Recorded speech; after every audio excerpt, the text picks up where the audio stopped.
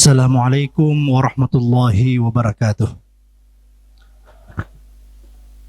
Alhamdulillahi rabbil alamin. Asyhadu an la ilaha illallah wahdahu la syarikalah wa asyhadu anna Muhammadan abduhu wa rasuluhu la nabiyya ba'dah. Allahumma salli wa sallim wa barik ala sayyidina wa nabiyyina Muhammad wa ala alihi wa sahbihi wa man tabi'ahum bi ihsanin ila yaumiddin.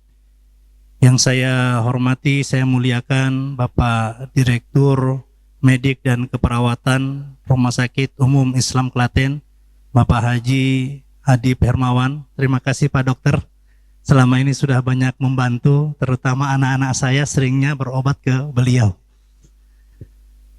Seluruh tenaga perawat yang kami muliakan, yang hadir pada kesempatan yang berbahagia ini, alhamdulillah, kita pada kesempatan yang berbahagia ini Allah berikan kesempatan untuk belajar satu hal yang penting.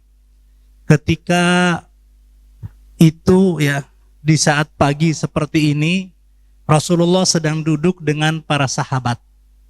Lalu datang seorang laki-laki bertanya tentang 4 hal. Yang pertama bertanya tentang iman. Yang kedua bertanya tentang Islam. Yang ketiga bertanya tentang ihsan. Dan yang keempat bertanya tentang tanda-tanda hari kiamat. Maka kemudian para ulama menyatakan bahwa arkanuddin atau rukun agama ya 4 ini. Yang pertama Islam, rukun Islam. Kemudian yang kedua rukun iman, yang ketiga rukun ihsan, dan yang keempat tanda-tanda hari kiamat. Ini 4 hal yang mesti kita pahami terkait dengan agama ini. Sebab Bapak Ibu semua yang kami muliakan, dalam Al-Quran surat Ghafir ayat 59, Allah Subhanahu wa ta'ala menyatakan, Innas sa'ata la'atiyatun la raiba fiha. Sesungguhnya hari kiamat itu pasti akan benar-benar terjadi. Walakinna aktsaran nasi la ya'lamun, tetapi banyak manusia yang tidak mengetahui. Maka pada kesempatan yang berbahagia ini kita ingin mengulik sejenak ya dari buku ini Al-Usus wal Muntalaqat, tentang eskatologi atau tanda-tanda hari kiamat yang semuanya itu tampak nyata di depan mata. Paling tidak kajian kita menyangkut 3 hal ini. Yang pertama tentang teks-teks suci berupa ayat maupun hadis yang menjelaskan tentang hari kiamat. Kemudian yang kedua kita akan mengkaji dalam waktu singkat ini insyaallah tentang realitas sejarah.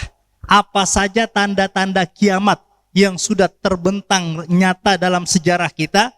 Dan yang berikutnya, pilar yang ketiga, fenomena kontemporer. Apa saja realitas kontemporer yang nyata di hadapan kita tentang tanda-tanda hari kiamat ini. Atau disebut dengan asyratus sa'ah atau tanda-tanda hari kiamat. Tanda yang pertama yang kita lihat dalam hadis itu, wa antaral hufatal uratal alata ri'a asya'i yatatawaluna fil bunyan. Dalam hadis Jibril itu ya, kalau kita sudah pernah membaca, bahwa akan ada orang-orang yang bertelanjang kaki, tidak berpakaian, miskin, penggembala kambing, kini berlomba-lomba meninggikan bangunan. Kita lihat keajaiban historis, dulu bangsa Arab itu terkebelakang, mereka tidak punya apa-apa. Sekarang, bagi yang pernah ke Dubai, kita bisa lihat bagaimana bangunan-bangunan di Dubai pencakar langit luar biasa. Bagi yang pernah ke Qatar, kita bisa lihat bagaimana bangunan di Qatar yang hebat.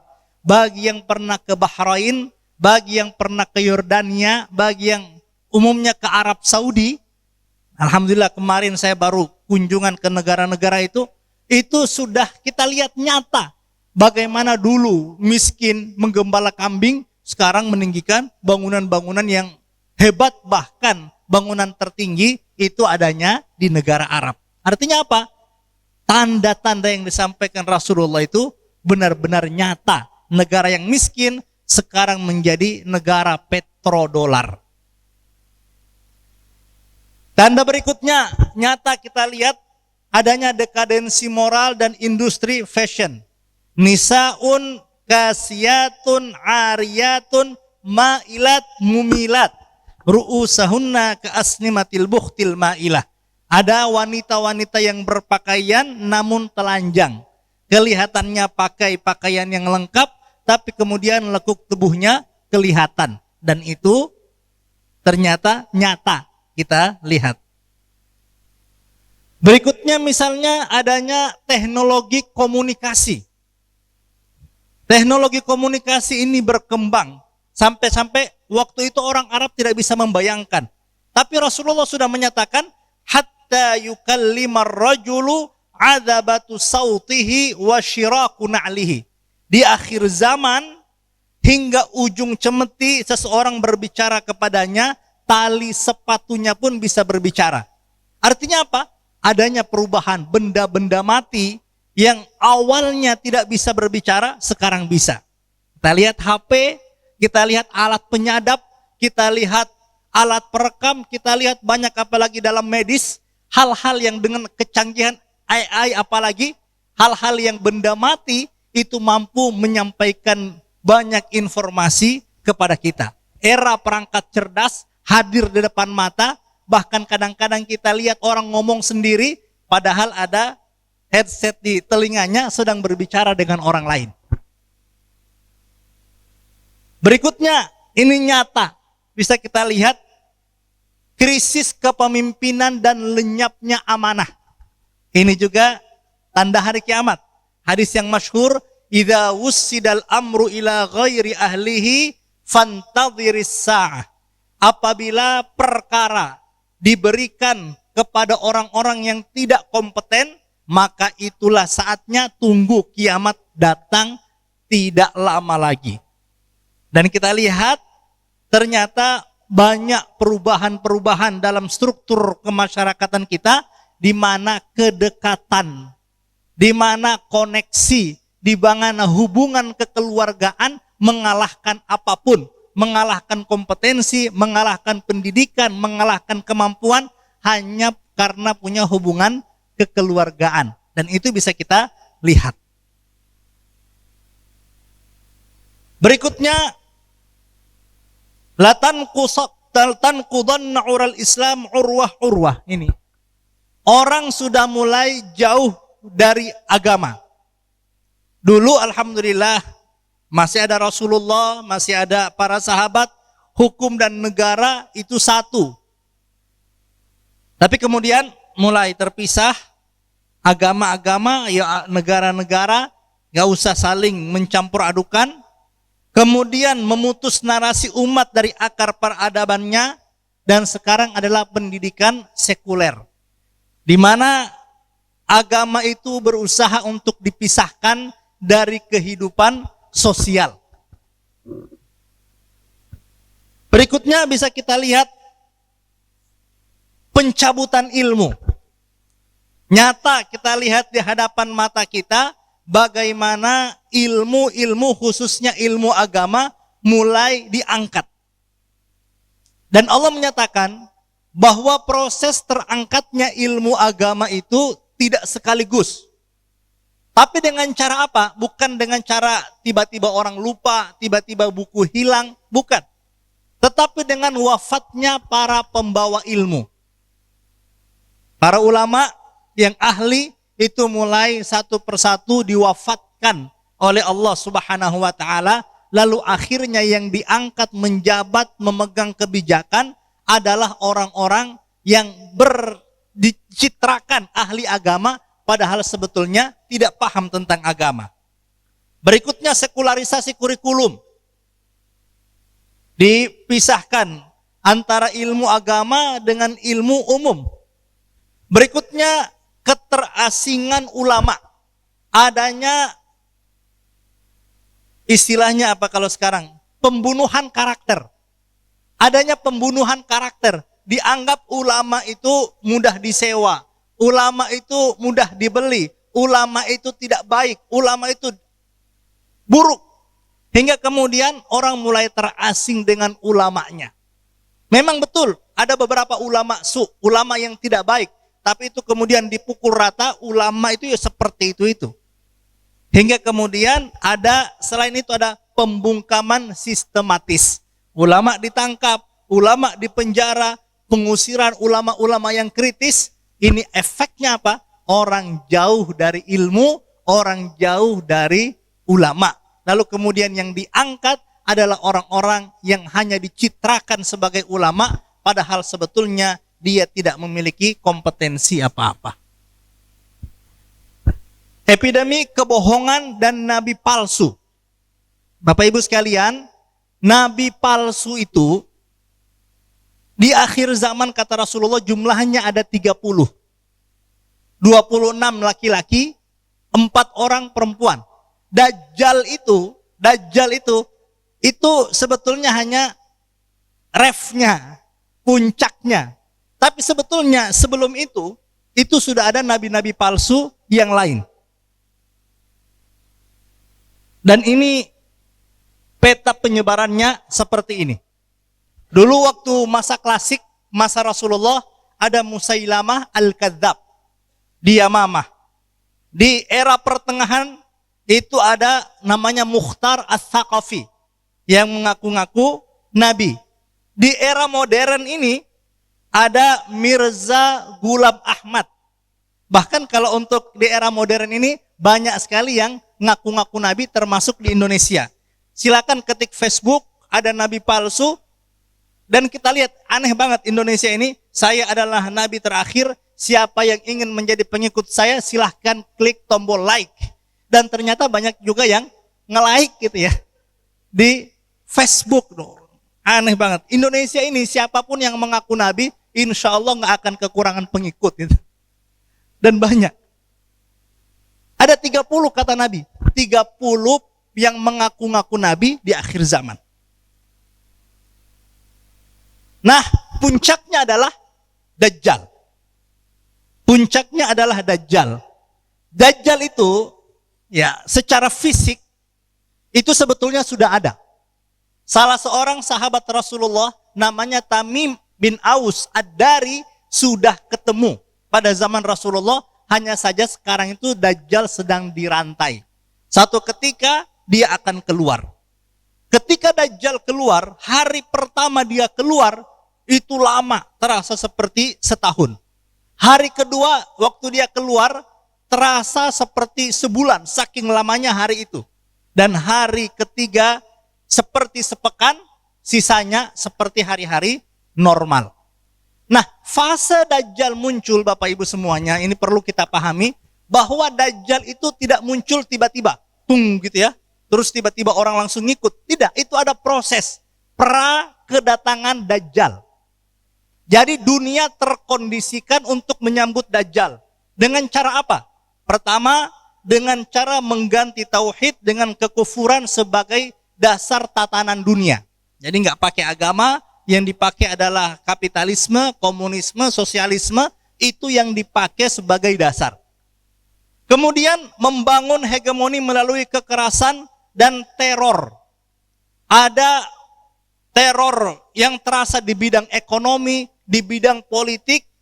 Di setiap negara itu mereka tidak kuasa melakukan kebijakan karena ada kekuatan besar yang seakan-akan mengawasi mereka. Dan yang berikutnya, dan ini yang setiap kita merasakan, adanya jassasah. Jassasah itu apa? Sistem intelijen dan pengawasan yang telah lama mensurvei bumi. Di mana data penghuni bumi ini sudah dimiliki oleh para pengikut-pengikut Dajjal tadi. Dan itu saat ini ya, itu kita hampir semua kita punya Facebook, hampir semua kita punya Instagram, hampir semua kita punya TikTok. Datanya kemana? Datanya tersimpan rapi di satu sistem, termasuk kita pakai AI. Datanya tersimpan kemana? Tersimpan ke dalam sebuah sistem, itu untuk menyambut datangnya Dajjal. Jadi semua ini sebetulnya sedang terkondisikan. Dajjal ketika datang, Bapak Ibu semuanya, ini saya tidak berbicara awang-awang, ini semuanya insya Allah kalau kita perlu dalil, perlu kajian, di sini ada, judulnya Al-Usus wal Muntalaqat, karya Dr. Habib Abu Bakar Al-Adni bin Ali Al-Mashhur.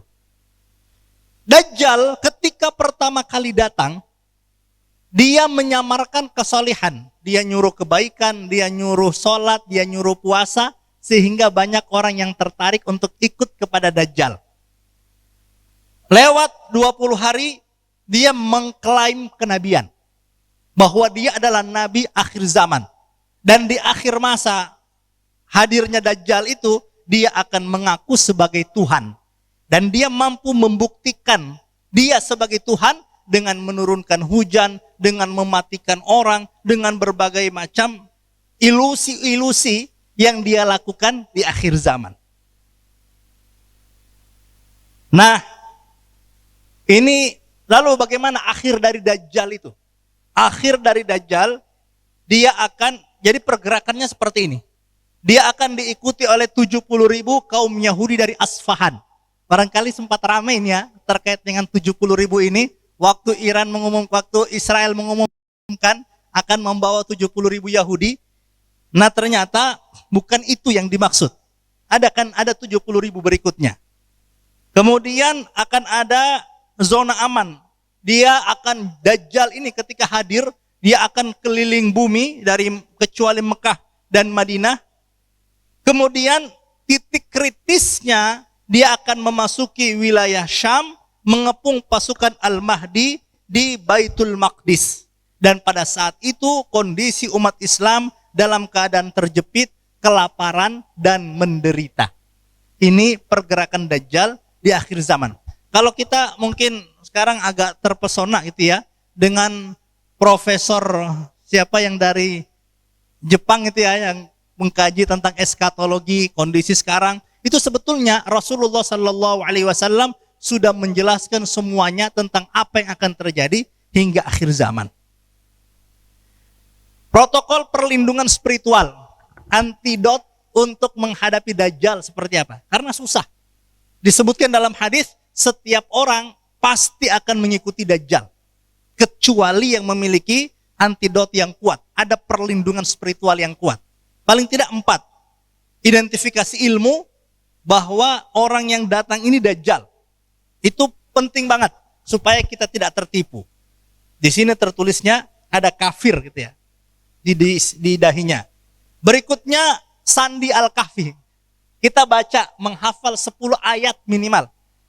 Pertama atau terakhir surat Al-Kahfi sebagai perisai dari gangguan Dajjal. Berikutnya kita doa proteksi absolut yang kita baca setiap akhir salat. Wa'udzubika min fitnatil masihid Dajjal. Dan yang berikutnya berusaha membuat jarak fisik menjauh dari setiap Dajjal, setiap tempat yang berada Dajjal di situ, kita berusaha untuk menjauh, walaupun tarikan-tarikan duniawi sangat kuat.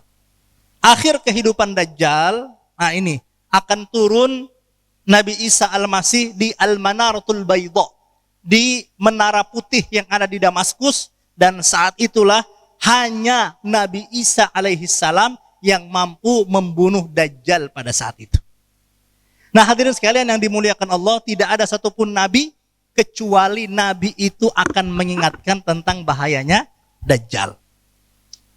Berikutnya, nah ini yang tadi Dr. Adib sebutkan, apakah kondisi sosial, kondisi perang hari ini itu ada kaitannya dengan huru-hara akhir zaman.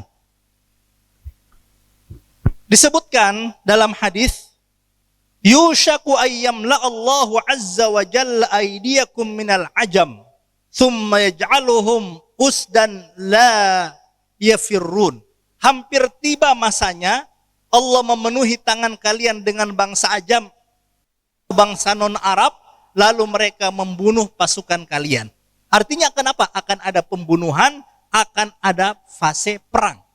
Dulu pernah ada dengan kekuasaan Turki, dengan kekuasaan Tartar, Dan saat ini dengan kekuasaan orang-orang barat, ya, orang-orang ajab invasi negara barat yang kemudian memicu perang dunia. Dulu pertempurannya itu pertempuran Mongolia, pasukan Tatar. Ke depan, entah wallahu alam itu tahun kapan itu ya, akan ditemukan gunung emas di Sungai Efrat. Dan pada saat itu semua negara berebut untuk mengambil emas yang ada di sana. Ada warning dari Rasulullah, umat Islam jangan sampai ikut mendekat mengambil bagian harta itu karena akan menjadi pemicu perang yang sangat dahsyat di akhir zaman. Kemudian Bapak Ibu semuanya, ada hadis la taqumus sa'ah hatta yakthural haraj. Tidak akan terjadi hari kiamat kecuali akan terjadi banyak pembunuhan. Jadi salah satu tanda kiamat akan datang, bumi ini akan diisi oleh banyak pembunuhan demi pembunuhan. Yang pernah terjadi secara sejarah itu wafatnya Utsman bin Affan. Lalu terjadinya perang Siffin dan perang Jamal. Kemudian tahun 317 terjadi pembantaian 3.000 jamaah haji. Berikutnya perang dunia, jutaan korban, dan perang konflik modern. Ini saya searching, ternyata banyak sekali pembunuhan yang terjadi saat ini. Mulai dari perang dunia 2, 70 sampai 85 juta jiwa. Berikutnya yang pernah terjadi di Cina, Great Leap. Berikutnya penaklukan Genghis Khan. Berikutnya perang saudara di Cina 20 sampai 30 juta. Perang dunia 1 di Andalusan. Berikutnya genosida Nazi di India, konflik Palestina Israel, Rwanda. Ini banyak menelan korban-korban jiwa. Artinya nyata bahwa di akhir zaman ini terjadi banyak pembunuhan demi pembunuhan. Ini salah satu yang terjadi di Iran ketika dibom oleh Amerika kemarin. Antum Bapak Ibu semuanya tahu ya, terkait dengan perang Iran Amerika. Awal perang 28 Februari, sekarang sudah berhenti. Itu yang tewas sekitar ada 3.000 orang. Wilayah yang terdampak itu Iran, Israel, Irak, Libanon. Berikutnya krisis Selat Hormuz. Berikutnya yang terjadi penutupan Selat Hormuz selama beberapa waktu itu ya. Selat Hormuz, akhirnya saya nyari data. Apa sih ruginya kalau Selat Hormuz ditutup yang ada di Iran itu? Ini kita lihat gambarnya, bisa searching. Selat Hormuz itu kecil saja, 33 km luasnya. Tapi ternyata luar biasa, yang lewat, kapal yang lewat di Selat Hormuz itu satu hari membawa 20 juta barel minyak. Berapa banyak 20 juta barel minyak itu? 20 juta barel itu sama dengan 3,18 miliar liter sehari. Artinya sehari penghasilan atau minyak dari Selat Hormuz itu bisa mengisi 80 juta mobil penuh bensin setiap hari. Ketika itu ditutup, maka yang terjadi adalah ini, harga BBM naik, penerbangan terganggu, risiko krisis pangan. Satu konflik ternyata dampaknya di seluruh dunia. Dan kita sudah mulai merasakan sekarang, Indonesia yang paling terakhir naiknya BBM. Kita sudah merasakan efek dari perang ini.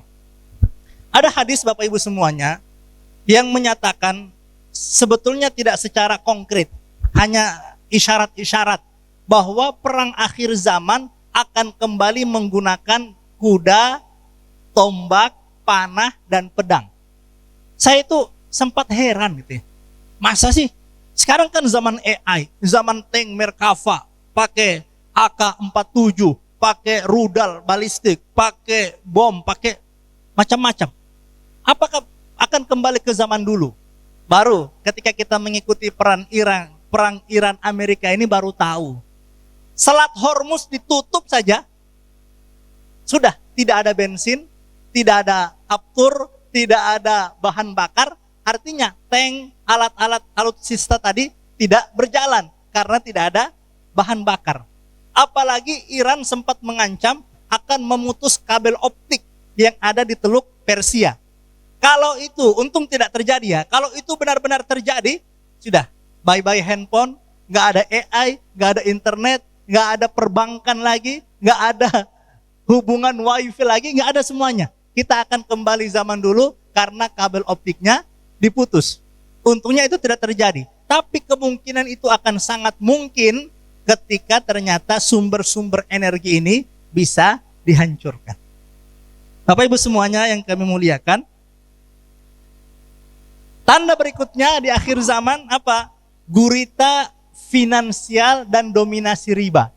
Dan ini sudah kita rasakan, ya.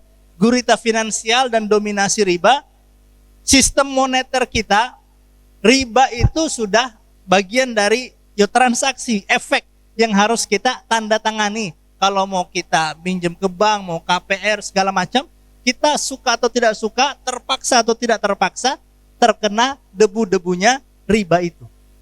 Dan itu bagian dari tanda akhir zaman. Dan yang berikutnya, normalisasi maksiat.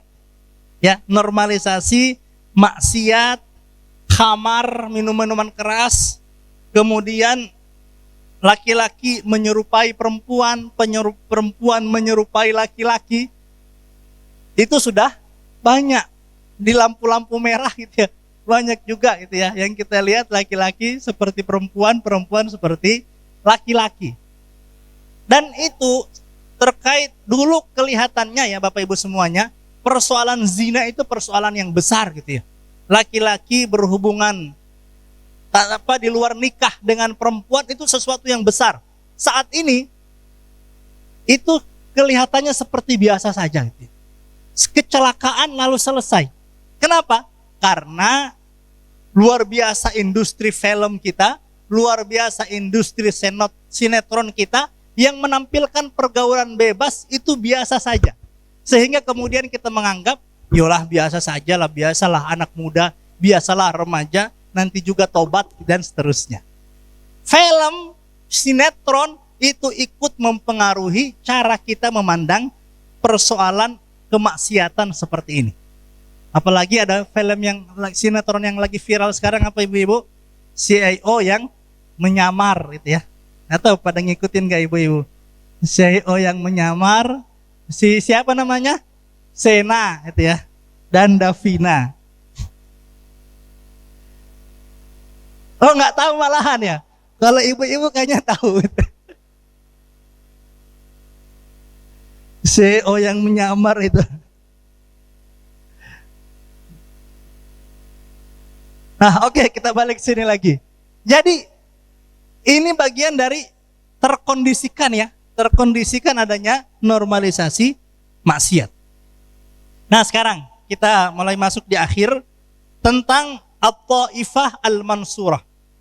Tentang kabar gembira bagi satu kelompok yang akan terus dibantu oleh Allah. La tazalu ta'ifatun min ummati 'alal haqqi zahirin la yadurruhum man khadalahum hatta ya'ti amrullah.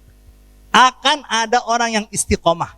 Akan ada orang yang tetap teguh dalam kebaikan, akan ada orang yang tetap teguh dalam kebenaran. Dan kita berharap kita termasuk bagian dari mereka ini.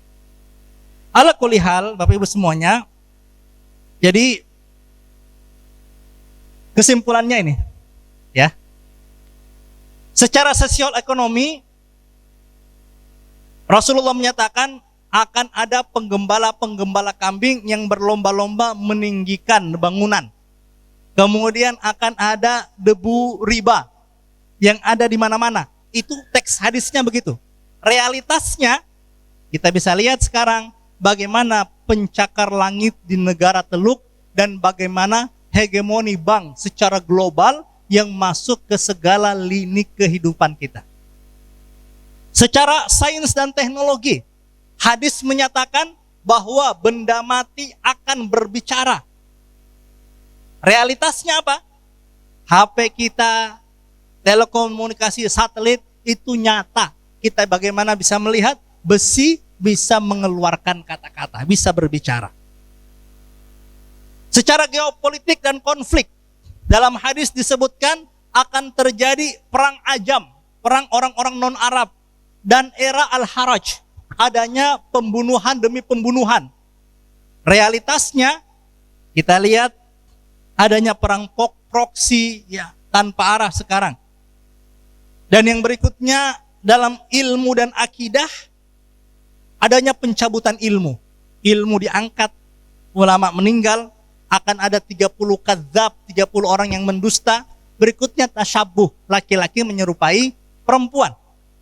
Kenyataan yang kita lihat, ada kriminalisasi ulama, ada kultus nabi, kemudian pengembangan internet dan AI, berikutnya krisis identitas gender. Jadi Bapak Ibu semuanya, mempelajari tanda kiamat bukan untuk memicu kepanikan.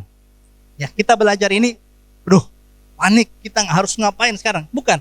Tetapi untuk menguatkan tauhid, menguatkan kewaspadaan bahwa kita sedang berada di akhir zaman.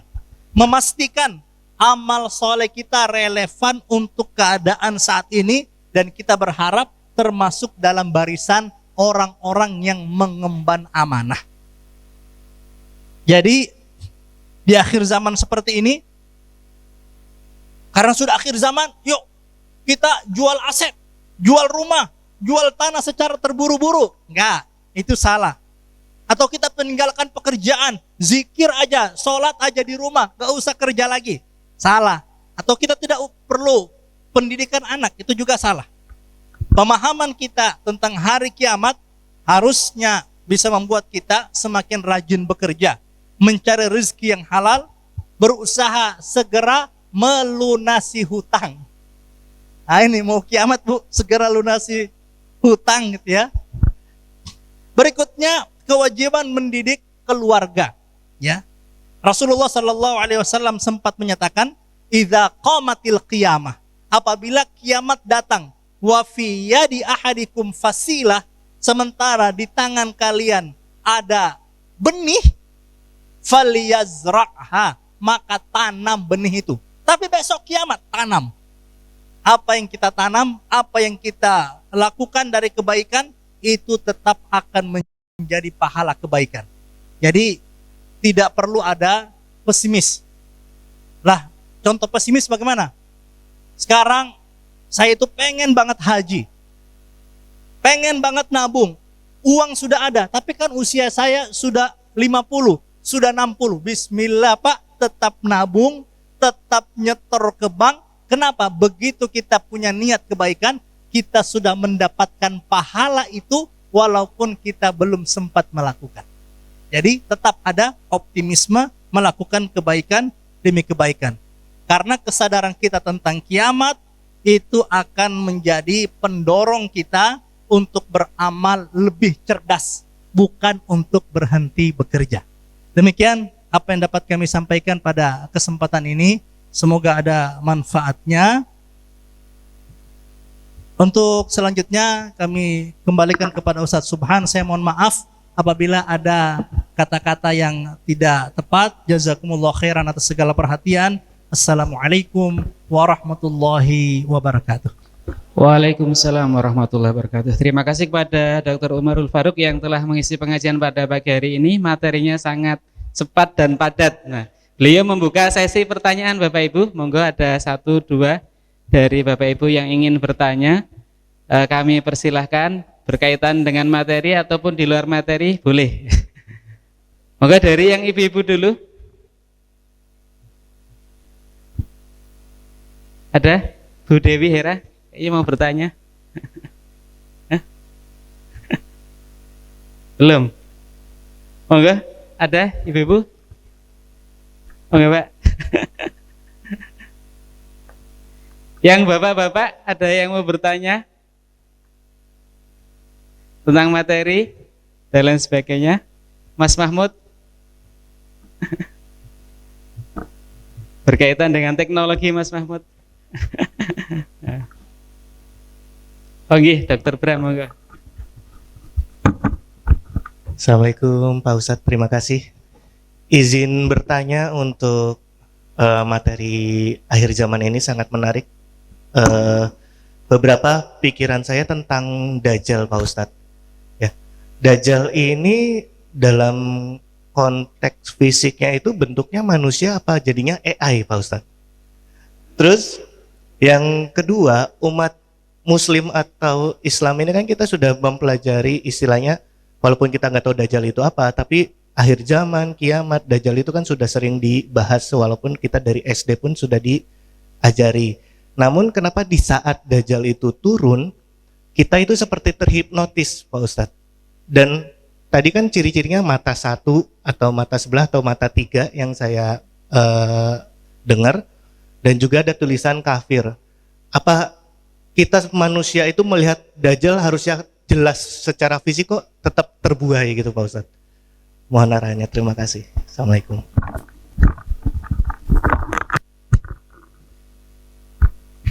Langsung ya. Baik. Jadi ada kondisi yang tercipta, prakondisi ya, prakondisi yang tersuasanakan sebelum datangnya Dajjal. Salah satunya itu adalah kesulitan ekonomi. Jadi pada masa-masa menjelang turunnya Dajjal, itu ekonomi lagi sulit. Orang-orang lagi banyak keperluan. Orang-orang lagi banyak kebutuhan.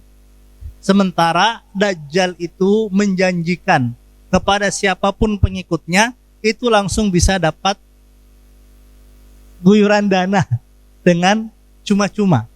Dengan menjadi pengikut Dajjal, tiba-tiba nanti kebunnya yang sudah lama tidak tumbuh, itu tiba-tiba langsung subur. Dengan masuk ke kelompoknya Dajjal ini, itu ekonomi perusahaan yang tadinya mati suri, itu bisa tumbuh lagi. Dengan masuk ke dalam kelompoknya Dajjal ini, usaha yang tadinya sulit, itu tiba-tiba bangkit lagi. Yang tadinya lesu, tiba-tiba hidup lagi. Nah, karena ada tarikan-tarikan ekonomi yang sangat kuat ini, pada akhirnya orang harus milih, saya mau tetap seperti ini, atau saya harus bergabung ke dalam kelompok Dajjal ini, supaya nanti saya bisa bertahan hidup, ekonomi saya bangkit, kemudian perusahaan saya bisa berjalan, negara saya bisa jalan normal, dan seterusnya. Dan itu kadang-kadang pilihan yang sulit. Contohnya BOP. BOP itu secara kasat mata kita bisa melihat, kok ini yang bikin ya Trump, di situ masuk Netanyahu, di situ masuk negara-negara barat. Tapi kok kita bisa ikut-ikutan masuk? Alasan paling kuat adalah politik, ekonomi, kemudian adanya kebijakan global yang kemudian kita dipaksa untuk ikut dalam kelompok itu. Nah, kadang-kadang memang kondisi saat itu bukan kondisi ideal, sehingga kemudian kita harus dihadapkan pada pilihan, lah daripada perusahaan saya mati, mendingan saya ikut aja gitu. Maka kemudian ikut. Nah, kekuatan kita untuk kemudian bertahan itu sebetulnya yang paling penting. Dan Rasulullah menyatakan, pahala orang yang beramal di akhir zaman itu seperti pahala 50 orang syahid di antara kalian. Itu kata Rasulullah kepada para sahabat. Kenapa? Karena saking beratnya pilihan yang akan dihadapi oleh umat-umat di akhir zaman itu. Kemudian apakah Dajjal itu manusia atau AI? Jawabannya manusia. Wujudnya manusia. Dan bahkan ada sahabat yang pernah ketemu dengan Dajjal, menyampaikan tentang wujud Dajjal, yaitu wujudnya manusia. Hanya saja memang perawakannya tinggi besar gitu ya, kayak orang-orang barat itulah. Orang perawakan tinggi besar yang kemudian dengan perawakannya yang besar itu dia memiliki karisma, dia memiliki wibawa, dia memiliki kekuatan untuk kemudian mengajak orang-orang yang ada di sekitarnya menjadi pengikutnya, dan dia memiliki banyak keanehan-keanehan, keajaiban-keajaiban yang mampu mengubah keadaan dengan cepat. Misalnya lagi kemarau tiba-tiba menurunkan hujan, kemudian lagi musim hujan tiba-tiba jadi kemarau. Itu kemampuan yang dimiliki oleh Dajjal sehingga banyak orang tertarik untuk menjadi pengikutnya. Gitu nggih. Ya, terima kasih. Terima kasih Ustaz dari Dr. Bram. Yang dari ibu-ibu, setelah ini ada pertanyaan lagi. Tadi kayaknya tentang CEO yang menyamar ada di sini, mboten?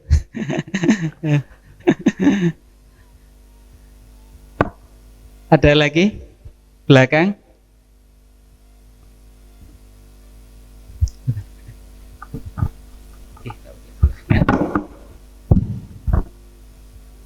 Ya, sambil menunggu waktu habis Ustaz, jam 9. Mungkin bisa ditambahkan sejarah tentang perang akhir zaman ini Ustaz, yang berkaitan dengan sejarah peperangan antara Persia dan Romawi. Nah, sekarang ini kan Iran itu identik atau representasi dari Persia, sementara Barat itu representasi dari Romawi. Itu benar apa tidak? Kalau benar berarti terulang lagi sejarah peperangan bangsa Persia dengan bangsa Romawi, dan semakin mengerucut tanda-tanda akhir zaman kalau memang itu benar. Apalagi tadi disebutkan bahwa kemunculan Dajjal ini tidak serta-merta muncul gitu ya, mak bedunduk muncul gitu, tidak, tapi prosesnya lama.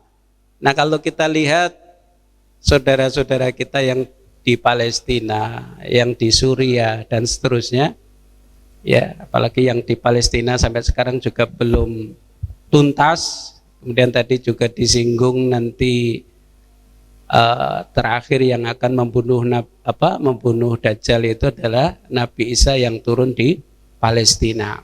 Apakah peristiwa yang terjadi sekarang ini akan merucut ke sana, yakni peperangan antara Iran dan Barat yang di situ membantu Yahudi Israel? Mungkin bisa ditambahkan itu satu untuk materinya. Terima kasih. Ya, terkait dengan ini ada dua ya, berarti terkait dengan perang Romawi Persia itu, mohon maaf secara detail saya belum baca itu ya, bagaimana prosesnya, apa akibatnya, apa pemicunya, kemudian akan terjadi di mana, detailnya itu saya belum menemukan, belum membaca secara detail. Yang terjadi itu adalah orang-orang Muslim akan memerangi orang-orang Ajam, orang-orang Turki, orang-orang Mongolia. Nah, dulu pernah terjadi ketika pasukan Tatar menyerang kaum Muslimin. Di akhir zaman yang akan terjadi itu adalah pasukan Muslim melawan orang-orang Yahudi, di mana pada saat itu peperangan dahsyat terjadi, sehingga orang-orang Yahudi itu mereka bisa didesak dari Palestina. Dan ada satu hal yang aneh, di mana semua ini mungkin membayangkan tentang kecanggihan teknologi. Pada saat itu Rasulullah bilang tidak ada batu atau pohon kecuali akan berbicara, menunjukkan di mana orang-orang Yahudi. Itu bisa saja kita pahami, batu berbicara secara langsung, pohon berbicara secara langsung, atau juga kita bisa pahami bahwa di mana-mana itu ada alat-alat penyadap, ada alat-alat komunikasi yang kemudian bisa mendeteksi pergerakan orang-orang Yahudi saat itu.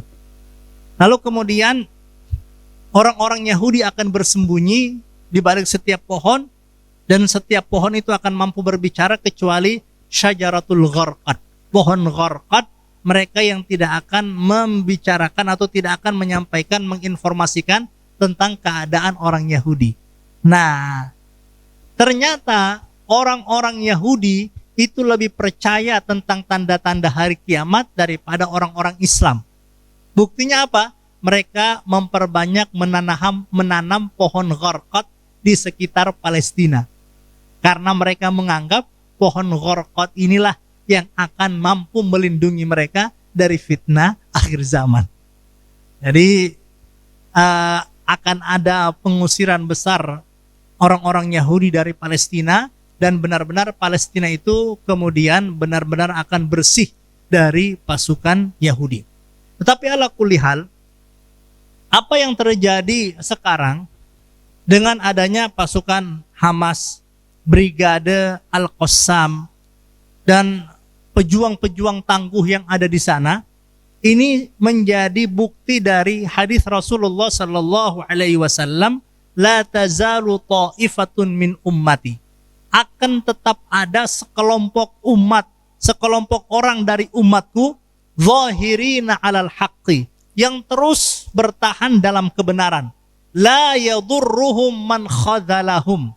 Mereka tidak kena efek, tidak terkena bahaya, tetap teguh dan konsistensi berjuang walaupun di sekeliling mereka ingin menghancurkan mereka. Kita tahu Mesir, Yordan, kemudian Syria itu banyak yang bekerja sama dengan Israel gitu ya. Tetapi pasukan-pasukan ini tetap kokoh dalam perjuangannya. Wahum fi baitil maqdis wa fi aknafi baitil maqdis. Dan mereka ini berada di Baitul Maqdis dan di sekitar Baitul Maqdis. Dan itu bisa kita lihat sekarang siapa yang terus berjuang. Walaupun mereka disebut dengan teroris, walaupun mereka dicap sebagai pemberontak, walaupun pasukan ini dibilang sebagai pasukan pengganggu kedamaian, tetapi hadis Rasulullah menyatakan, zahirina 'alal haqqi, mereka itulah pasukan yang teguh berada dalam kebenaran. Makanya saat ini para pejuang-pejuang Palestina itu di mana-mana ya mereka teroris. Di mana-mana itu dicap sebagai front. Tetapi kita lebih percaya dengan statement Rasulullah bahwa sesungguhnya mereka adalah pasukan penjaga perdamaian, Taifah Mansurah, yang akan ditolong oleh Rasulullah sallallahu alaihi wasallam, juga ditolong oleh Allah Subhanahu wa taala. Maka dengan ini akhirnya kita tahu kemana kita harus berpihak. Apakah kita akan berpihak kepada Amerika ataukah kita berpihak kepada Taifah Mansurah? Adanya bukti hadis Rasulullah seperti ini memberikan penjelasan kepada kita kemana pilihan itu harus kita ambil. Nah, kira-kira seperti itu.